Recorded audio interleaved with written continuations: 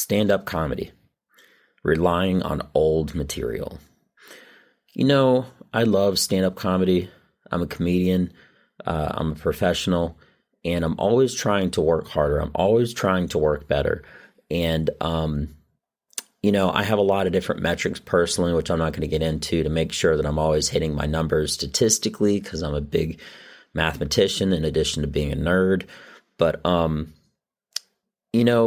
it is one of the most vulnerable things to essentially be trying a new joke, a new idea, a new concept, right? And trying to make it work with complete random strangers. And you're really just hoping you get an emotional response off of them. And on top of that, if you're on stage and you know it works for other people, if it doesn't start working, you kind of want to just abandon that and go back to old stuff that you know has worked for everybody. I love it. I love the vulnerability. I love the possibilities, and I love stand-up comedy. When you're doing stand-up comedy, and if you're not interested in this, of course, you can stop listening, but this is from the different kind of perspective that you probably don't ever hear. But anyway, if you love stand-up comedy, when you look at a finished product and you think, wow, that's really good, that's based off of a lot of testing and a lot of vetting. Most people think that you could just sit down and write an hour of verbal conversation and different stories and stuff, and then just make it be successful. But that's anything further than the truth, because every one line essentially has to be leading up to a big, strong joke punchline at the end, or it has to be many small jokes. I explained to somebody the other day, I look at stand-up comedy in a lot of ways as kind of like a fight, like a boxing match. And the smaller jokes are more like jabs.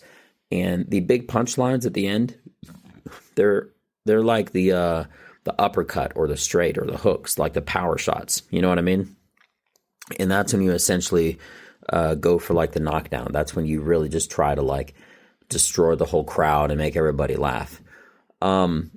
I had an experience recently where I did, it was a show, well, regardless of where it was, but I did vetted material that I knew that worked, and the first 1 minute, 2 minutes, 4 minutes, 5 minutes, they just didn't think it was funny. Now, again, not to say that it wasn't funny, but what do you do in a situation like that?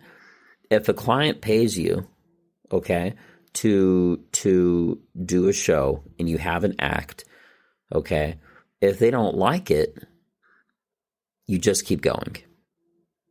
You just keep going.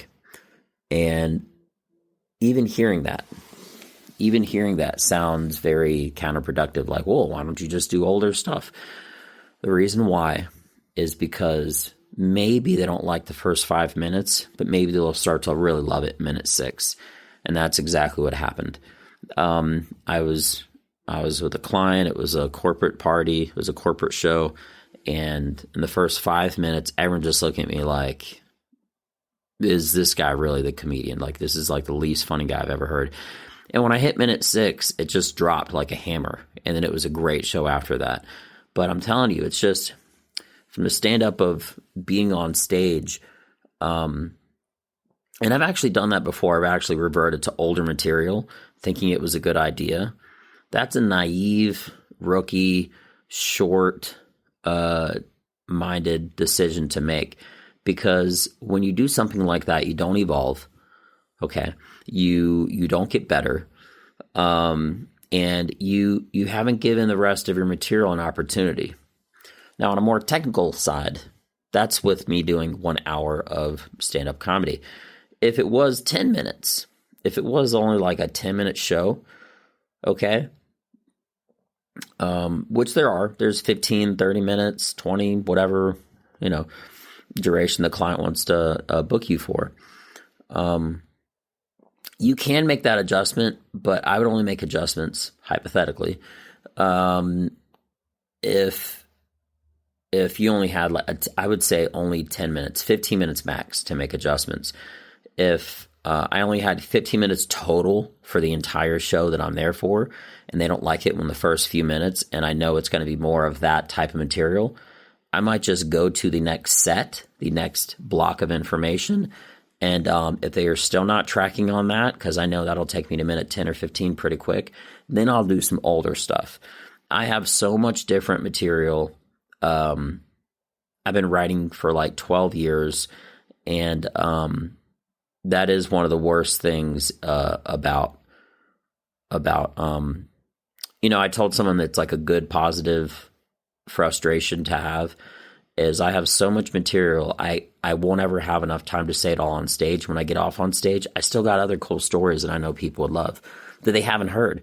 So I feel like it's like an unsung audience. So that's actually the next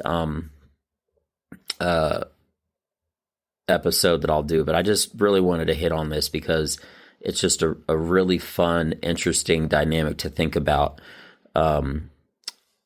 When you're doing a job, if it looks like it's failing, to press ahead as opposed to counter-thinking, changing course. So sometimes it just takes a little while for a plan to get working, but once it does, it's magic. So anyway, thank you for your time. I apologize for not, I try to have this always out by every Sunday, and I didn't because I just had too many things going on, and that's no excuse. So I will be more consistent. So thank you again for your time. I'm Benja. Welldone. Check me out. Peace.